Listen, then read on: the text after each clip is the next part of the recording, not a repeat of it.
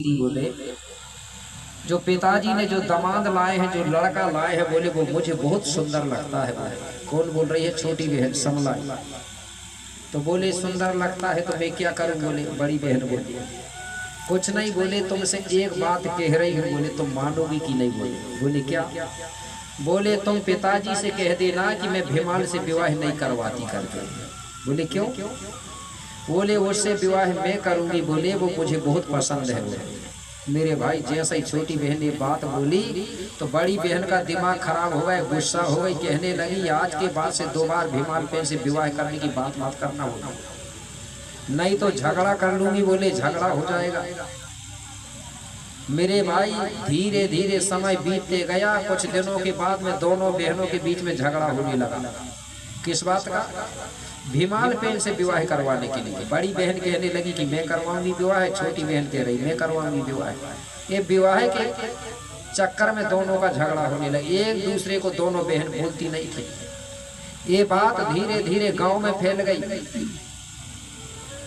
गांव के लोग कहने लगे अरे बोले राजा ने बोले जो भीमाल पेन नाम का लड़का लाया है वो बड़ी लड़की के लिए लाया है, बमलाई के लिए, लेकिन बोले छोटी लड़की बोले झगड़ा कर रही है बड़ी लड़की से, बोले विवाह के लिए। दोनों लड़की एक दूसरे से बात नहीं कर रही है। बोले इसलिए एक काम करो, एक खबर राजा को बता दो, जल्दी विवाह कर दे नहीं तो धोखा हो जाएगा। बोले राजा ने बड़ी लड़की के लिए लाया है, नहीं तो छोटी लड़की के साथ कहीं घर से बाहर ना भाग जाए। बोले इसलिए ये बात राजा को बताओ। बोले एक दिन एक आदमी ने जाके राजा को बता दिया।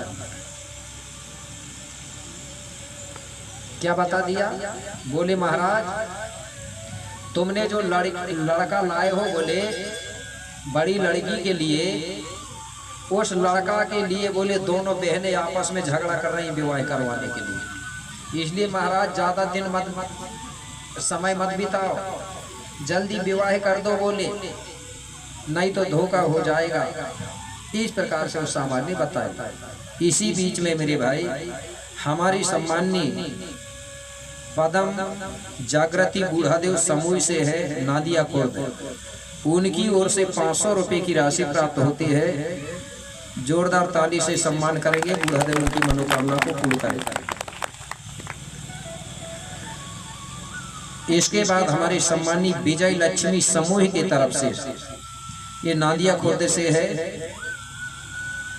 विजय लक्ष्मी समूह, उनकी ओर से 111 रुपये की राशि प्रदान की गई है। 1011 रुपये उनके लिए भी जोरदार ताली बजाएंगे। बहुत बहुत धन्यवाद। बूढ़ादेव उनकी मनोकामना को पूर्ण करेगा। तो राजा ने जैसे ही ये बात सुना कि मेरी दोनों बेटियां लड़ रही हैं भीमाल पेन के लिए, अब राजा को भी चिंता लग गई कि अब मैं विवाह किसके साथ करूं? अब बड़ी लड़की के साथ करूं कि छोटी लड़की के साथ करूं कि दोनों से कर दूं? इस प्रकार से राजा को ये बात समझ नहीं आ रही थी, क्योंकि दोनों ही लड़की भीमाल से विवाह करवाना चाह रही है। अगर मैंने कहीं बड़ी लड़की से कर दिया तो छोटी लड़की को गुस्सा न आ जाए और गुस्सा में वो कोई गलत काम ना कर ले। अगर मैं छोटी लड़की से कर दूं तो बड़ी लड़की गुस्सा में कुछ गलत काम ना कर दे। ऐसा करके राजा बड़ा चिंता में था। इस प्रकार राजा दिनों दिन चिंता में डूबते जा रहा था और समय बीत रहा था। इसी बीच में हमारी सम्मानित कुमारी अमेरिका हुसैंडी जी है। हुसैंडी गांव का नाम है क्या? गोत्र है? अच्छा। कुमारी अमेरिका हुसैंडी, उनकी ओर से 50 रुपया। और सम्मानित काव्यांश कुमार आंचले जी है, उनकी ओर से भी 50 रुपया। सम्मानित खुमन मंडावी जी है, उनकी ओर से भी 50 रुपया। सम्मानित जगदीश उइके जी, उनकी ओर से भी 50 रुपया। और सम्मानित थानेश मंडावी जी है, उनकी ओर से भी 100 रुपया। सभी लोग नादिया खुर्द से है। बहुत बहुत धन्यवाद। बूढ़ादेव उनकी मनोकामना को पूर्ण करेगा। इसके बाद हमारी सम्माननीय शीतलू मरकाम जी हैं, मरकाम की आत्मा शांति के लिए 100 रुपये की राशि प्रदान की गई है। बहुत बहुत धन्यवाद। बड़ादेव से मैं कामना करूंगा, बूढ़ादेव से ये मरकाम जो परिवार है शीतलू, उनकी आत्मा को शांति मिले। बूढ़ादेव अपने आत्मा को उसके अपने शांति दें ऐसी कामना करता हूँ। और हमारे सम्माननीय सृष्टि सलामे जी है, उनकी ओर से 100 रुपये की राशि प्राप्त होती है। जोरदार उनके लिए भी तालियां बजाएं। बहुत बहुत धन्यवाद। तो राजा दिनों दिन चिंता में डूबने लगा। क्यों कि राजा ये फैसला नहीं कर पा रहा था कि मैं अब कौन सी बेटी से भीमाल बहन का विवाह करूं। दिनों दिन दुबला पतला होने लगा, खाना कम खाने लगा। भीमाल बहन ने देखा कि मेरे जो ससुर जी बनने वाले हैं, मेरे मामा जी जो है, वो दिनों दिन दुबले होते जा रहे हैं और दिनों दिन चिंता में डूबते जा रहे हैं। कुछ ना कुछ कारण तो होगा। तो एक दिन भीमाल बहन राजा के पास पहुंचा और राजा से कहने लगा, मामा जी, क्या बोलते हैं ससुर को? आज ससुर को मामा ही बोलते हैं ना, बोलते हैं कि नहीं बोलते? और बहू क्या बोलती है ससुर जी को? मामा ना, ससुर जी पापा, बाबूजी। अच्छा, जो अच्छा उसका लड़का क्या बोलता है? वो भी बाबूजी। जब लड़का भी बोल रहा बाबूजी, बहू भी बोल रही बाबूजी, तो दोनों क्या बोले? भाई बहन हुए कि नहीं? दूसरे की नकल किए हमारे लोगों ने। हमारे में पापा जी, बाबूजी, पिताजी नहीं बोलती बहू, ठीक है ना? अगर पापा जी बहू बोलेगी ना, फिर वो भैया बहन लगे, फिर पति पत्नी थोड़ी कहाँ है कि नहीं? इससे भी गोंडी का संस्कृति खत्म हो रही है।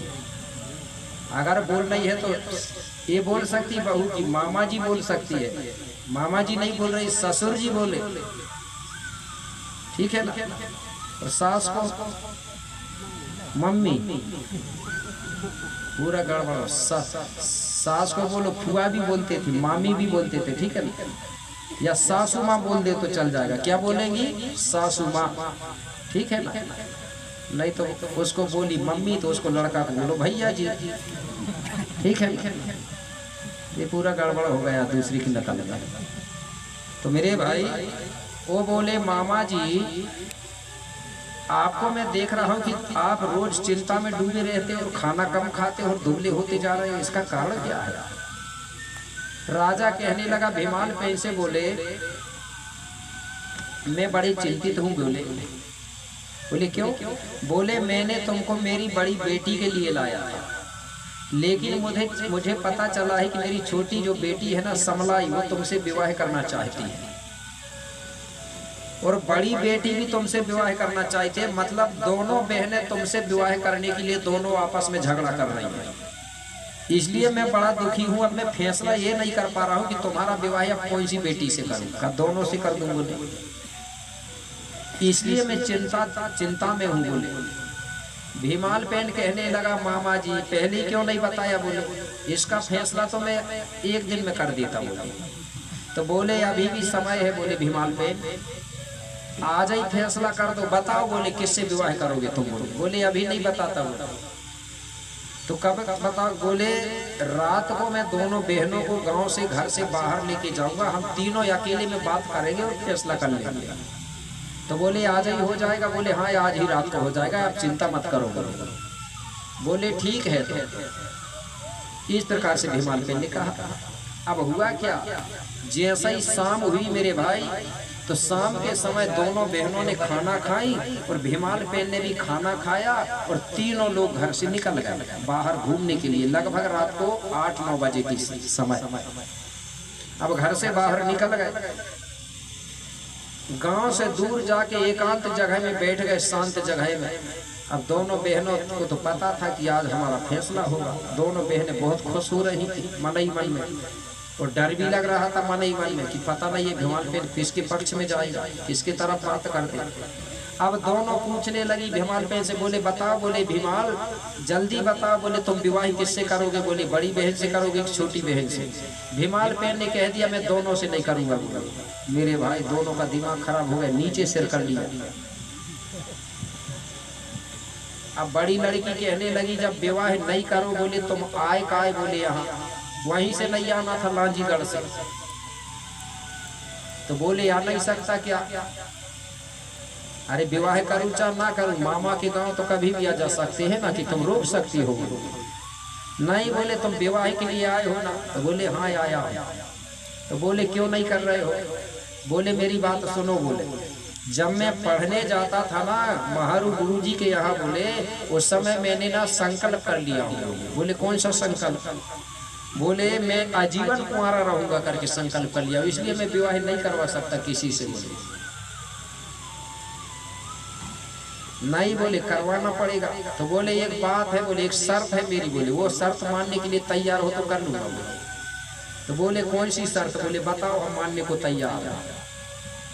पहली बात तो सुनो। बोले 3 पहर होते हैं ना, तो 3 पहर में एक पहर खाली है बोले विवाह करने के लिए, वो तीसरा पहर में खाली हो, बोले तीसरा पहर विवाह करवा सकता हूँ। पहर तो जानते हैं ना सभी लोग कि नहीं जानते? कुछ लोग जानते होंगे, कुछ नहीं जानते होंगे। पहले लोग पहर जानते थे, पहर भी बोलते थे, पहड़ भी बोलते थे।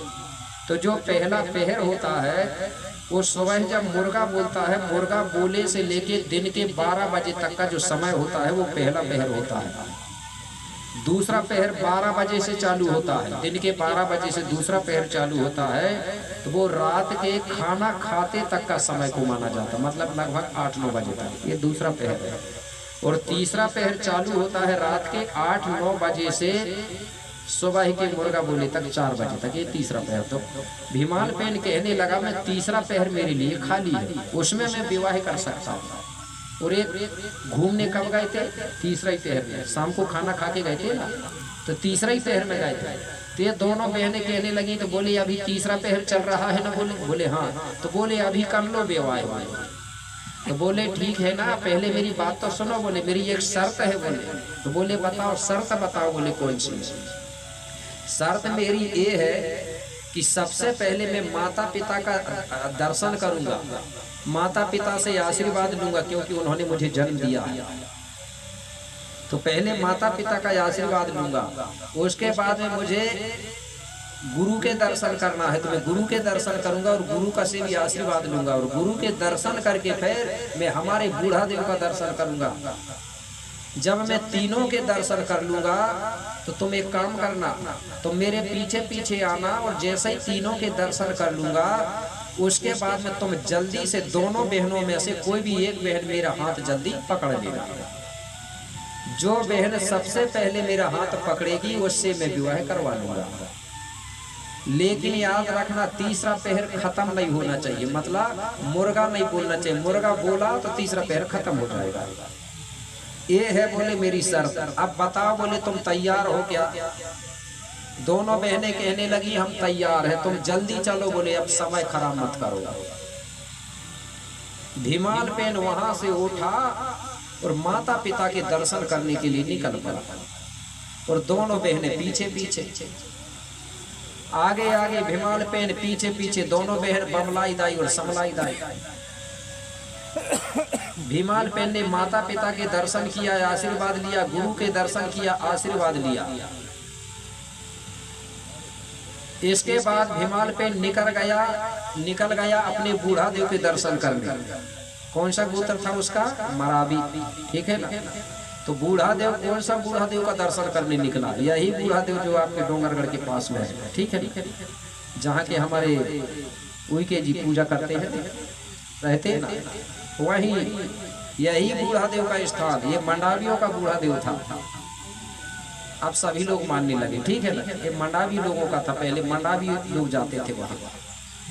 तो वहां से निकला लांजी से कहाँ जा रहा है? बूढ़ा देव का दर्शन करने। दोनों बहन पीछे पीछे चल रही है। अब भीमान पेन तो भाई खिलाड़ी आदमी था, व्यायाम योग करने वाला था, कसरत करने वाला था, उसको कोई भी समस्या नहीं हुई, चलने में कोई दिक्कत नहीं हुई।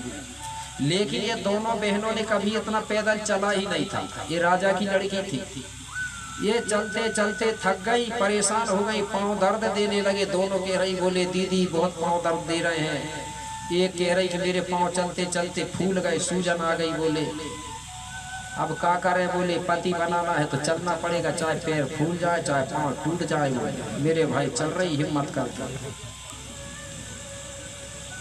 धीरे धीरे चलते चलते भीमान पेन कहाँ आ गए? यही बूढ़ा देव का ठाना। उस समय मंदिर अंदिर नहीं था, सिर्फ पत्थर अकेला था, निशान भर था।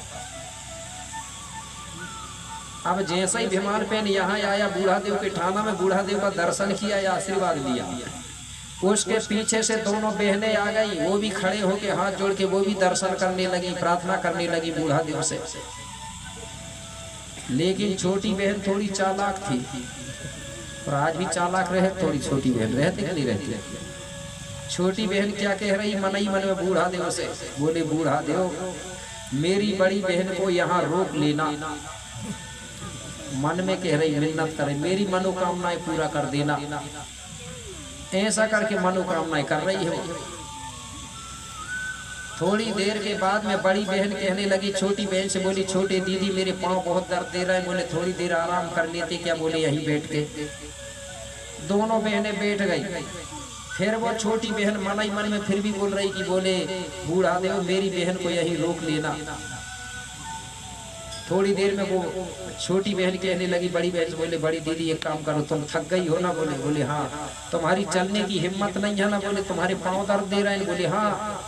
तो एक काम करो बोले तुम भीमाल को बोले आत्मा से पति बना लो, बोले यहीं बैठी बैठी बोले, और यहीं रुक जाओ, बोले ये उन्हीं का बूढ़ा देव है, बोले तुम उन्हीं के बूढ़ा देव की पूजा पाठ करना, बोले और यही की पुजारन बन के रहना, भुक्कन बन के रहना। बोले बात एक ही है, बोले आत्मा से भी बनाओगे तो वही बात है, और जाके बोले हाथ पकड़ के भी बनाओगे तो वही बात है, बात एक ही है। बोले मेरे भाई दुनिया भर की बात बता बता के बड़ी बहन को आखिरी में छोटी बहन ने वहां रोक ही दिया। बड़ी बहन खुद कहने लगी ठीक है, तो बोले मैं अब आत्मा से पति बना लेती हूँ, बोले भीमाल पेन को, और यही रुकूंगी और उन्हीं की देवता की पूजा करूंगी। रुक गई बड़ी बहन। छोटी बहन कहने लगी कि बूढ़ा देव ने तो सुनो मेरी बात, कामना हो गई होगी पूरी, क्योंकि सुमरन तो करी थी उनने। अब छोटी बहन कहने लगी कि अब मैं अकेली बची, मेरी बड़ी बहन का डर था तो अब वो तो रुक गई, अब मुझे डर किसी का नहीं, अब तो मेरा पति ही बनेगा, अब किसी का पति नहीं बन सकता, क्योंकि अब अकेली है, वो पीछा करती है। अब आगे आगे भीमाल बहन, पीछे पीछे छोटी बहन समलाई और बमलाई रुक गई यही बूढ़ा देव के स्थान पर। अब भीमाल पे धीरे धीरे चलते चलते नागपुर से, जो मध्य प्रदेश छिंदवाड़ा जिला है ना, छिंदवाड़ा की तरफ जाने लगा। लगभग नागपुर से 8-10 किलोमीटर दूर पहुंचा और भीमाल पेन को एक गांव मिला। उसी गांव के अंदर से भीमाल पेन जाने लगा और पीछे पीछे समलाई। अब भीमाल पेन गांव से बाहर निकलने लगा और समलाई दाई गांव के बीचों बीच पहुंची। पीछे पीछे जैसे ही गांव के बीचों बीच पहुंची मेरे भाई, और 4 बजने वाले थे, एक मुर्गा ने बोल दिया कुकड़ू कू करके। जैसे ही मुर्गा की आवाज सुनी समलाई दाई ने तो कही कि अरे बोले मेरा भी समय खत्म, अब विवाह नहीं हो सकता, क्योंकि तीसरा पहर खत्म हो गया। मैंने बड़ी बहन को धोखा दे के आई, जबरदस्ती बमलाई में रोक के बोले वहां बूढ़ा देव में बोले, लेकिन मैं भी तो धोखा खा गई, बोले ना मैंने पति बना पाई ना मेरी बहन ने बना पाई। बोले मेरे भाई वो समलाई दाई वहीं रुक गई उसी गांव। जिस गांव में बमलाई दाई रुकी, मुर्गा बोला तो मुर्गा की आवाज के कारण ही उस गांव का नाम कोराड़ी नाम पड़ा है। क्या नाम पड़ा है? कोराड़ी। गांव का नाम है कोराड़ी। एक गोंडी शब्द है कोराड़ी। कोराड़ी का मतलब होता है मुर्गे की आवाज। ठीक है, मुर्गे की आवाज के कारण उस गांव का नाम कोराड़ी पड़ा। तो वहां ये समलाई दाई लोग गई, तो समलाई दाई को बोलते थे उस समय कोराड़ी दाई। क्या बोलते थे? कोराड़ी दाई या समलाई दाई।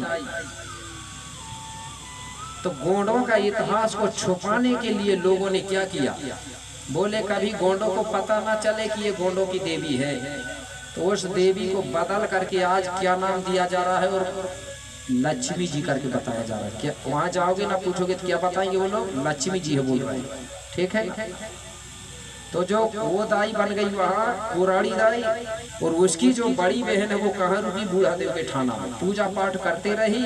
कुछ दिनों के बाद में उसका भी जीवन समय खत्म हो गया। तो खत्म होने के बाद मंडावी लोगों ने उसको वहाँ की पुजारन बना के रखा था, तो मंडावी लोग उसको बहू मानते थे। किसको? बमलाई दाई का। उसी बमलाई का नाम बदल करके बाद में उसी का नाम किया गया है बमलेश्वरी। ठीक है, क्या नाम किया गया? बमलेश्वरी। बमलेश्वरी दाई के स्थान से भी पुराना स्थान बूढ़ा देव का है। ठीक है। तो जब भी गोंड लोग वहां जाते थे तो सबसे पहले बूढ़ा देव का दर्शन करते थे और बमलेश्वरी का भी दर्शन करते थे। अब लोग बूढ़ा देव को भूल गए, सिर्फ बमलेश्वरी भर के दर्शन कर रहे हैं। जबकि जब भी बमलेश्वरी के दर्शन करने जाते हैं तो बूढ़ा देव का भी दर्शन करना चाहिए। बमलेश्वरी वहां की पुजारन थी, भूमिका थी, गुरु थी, तो बूढ़ा देव का दर्शन और उसका दोनों का दर्शन करते थे। इसलिए मेरा कहने का मतलब है, जब भी अगर बमलेश्वरी जाते हो तो साथ में बूढ़ा देव का दर्शन भी हमको करना बहुत जरूरी है, ठीक है कि नहीं। धीरे धीरे ये पता दूसरे लोगों को भी चलते गई। पहले मराठी लोग भर जानते थे, उसके बाद में पूरे गोंडियन लोगों को पता चली। अरे बोले हमारी बमलाई दाई है, बोले बहू वो है, बोले वो बहू के आगे बोले जो मिन्नत करते तो कामना पूरी होती। बोले पूरे गोंड जाने लगे थे मिन्नत करने, कामनाएं पूरी होने लगी। धीरे धीरे बाहर के दूसरे लोग भी आने लगे। अब इतना भीड़ लगने लगा कि अब सभी लोग आने लगे। तो ये गोंडों की जो बमलाई दाई है ना, वो बहू लगती है मराठियों की, ठीक है।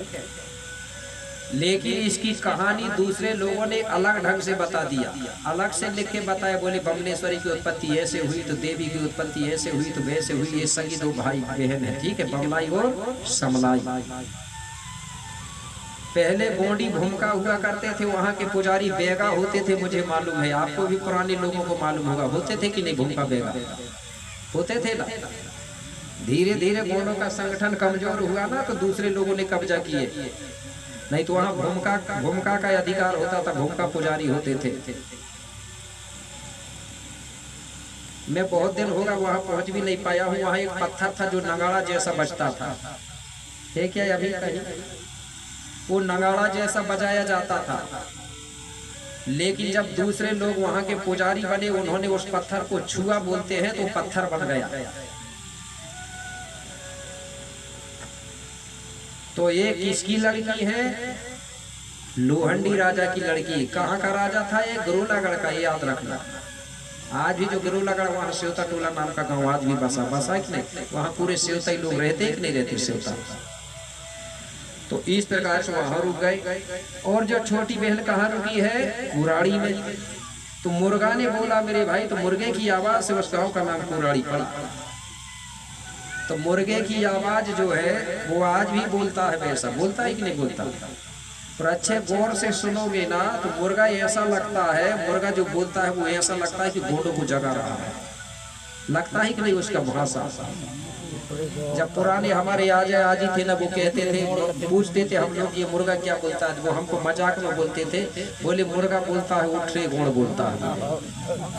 फिर हमने ध्यान से सुना तो हमको लगा भी वास्तव में कि वास्तव में लगता है उठ रे गोंड बोला जैसे, लगता है कि नहीं लगता। तो फिर मैंने एक गीत बनाया था मुर्गा के नाम से। मैंने सोचा कि यार मुर्गा जब जगा रहा है, पशु पक्षी होके मुर्गा को इतना ज्ञान है कि गोंडों को जगा रहा, फिर तो हम तो आदमी है ना, तो हमको भी जगाना चाहिए। तो मैंने ये गीत बनाया था पहले कि मैं गीत के माध्यम से जगाऊंगा घर पर। इसी बीच में हमारे सम्माननीय गोंडवाना स्टूडेंट यूनियन और गोंडवाना यूथ क्लब छुरिया, उनकी ओर से 500 रुपए की राशि प्राप्त होती है। जोरदार ताली बजाइए। बहुत बहुत धन्यवाद। बूढ़ा देव बूढ़ी दाई उनकी मनोकामना को पूर्ण करे। तो एक गीत सुना दूं पहले में, ठीक है ना? तो जो मुर्गा है ना, वो लंबी कहानी आपको बता दो। मुर्गा जो है उस समय घड़ी नहीं थी, तो मुर्गा को बताया गया है कि गोंडवाना देश का कोटवार बनाया गया था। कोटवार मतलब जगाने वाला, चिल्लाने वाला। इसलिए मुर्गा सबको जगाता था, उठ रे गोंड करके। मुर्गा को ये पता था कि अगर साहू भी है तो वो भी गोंडवाना का आदमी है कि नहीं है? गोंडवाना वाला वो भी है। अगर कोई बांस का काम करता है जिसको बसोर कहते, वो भी गोंडवाना का आदमी, वो भी गोंडवाना वाला है कि नहीं? गोंडवाना देश का। इसलिए मुर्गा चाहे साहू जी के घर में रहे, चाहे विश्वकर्मा के घर में रहे, चाहे यादव के घर में रहे, वो ये नहीं जानता। वो कहता कि ये जाति पाति तुमने बनाए, ये देश का नाम गोंडवाना है, तो यहाँ रहने वाले सभी गोंडवाना वाले हैं। इसलिए वो सबको कहता है। वो साहू जी के घर में भी रहेगा तो यही कहेगा उठ रे गोंड, वो नहीं कहेगा कि उठ रे साहू जी का, बोलेगा क्या? विश्वकर्मा के घर में भी रहेगा तो वो भी कहेगा उठ रे गोंड। क्योंकि जब देश का नाम है तो उस देश में रहने वाला तो गोंड ही कहलाएगा ना। जैसे आज महाराष्ट्र में रहने वाला चाहे जाति कोई सी हो, लेकिन वो महाराष्ट्र ही वाला कहलाएगा। कहलाएगा कि नहीं कहलाएगा?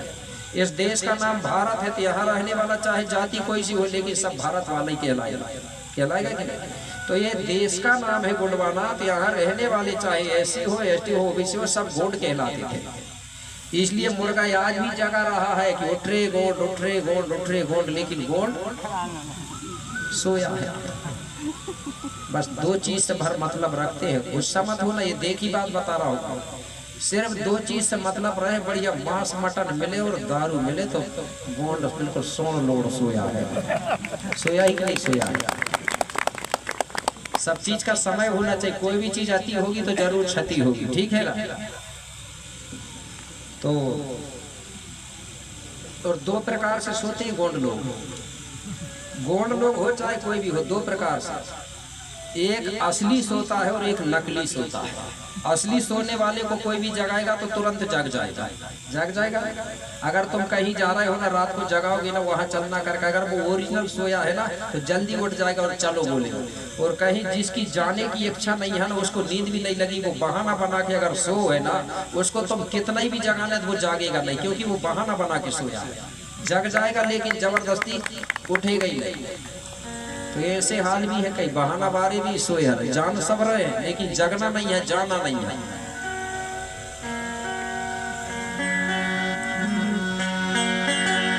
की सोवहे मुर्गा बोले, की जागोरी सगा समाजो, ये सो मौका कभी न मिले कि जैसो मिलो है आज। ठीक है ना? ये मौका बार बार नहीं मिलेगा। इसलिए मुर्गा कह रहा है, उठ जाओ मेरे गोंड राजा, क्योंकि आप इस देश के राजा हो, इसलिए जगा रहा है। ये बेटी ये रानी और महारानी है, आप मालिक और मालिकन है कि नहीं है? इसलिए कह रहा है वो क्या, उठ रे गोंड, उठ रे गोंड, चितरे गोंड, जागा तो ही होगा, तो ही समझ नहीं देगा।